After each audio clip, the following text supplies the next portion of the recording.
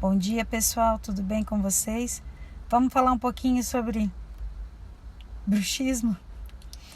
Então, bruxismo é um conflito onde eu tenho uma vontade emocional inconsciente de morder alguém, né? E como eu não faço isso, porque geralmente é morder alguém que é maior que eu, né?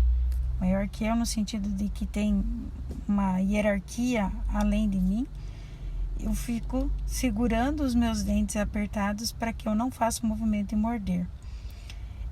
Quando a gente pensa no morder, né? Então eu quero morder alguém, eu não mordo, então eu aperto a arcada dentária. E tem muito um contexto de raiva envolvido com isso, né? Então eu não posso expressar a minha raiva, eu não tenho direito de expressar a minha raiva. E aí vem o bruxismo. Faz sentido aí?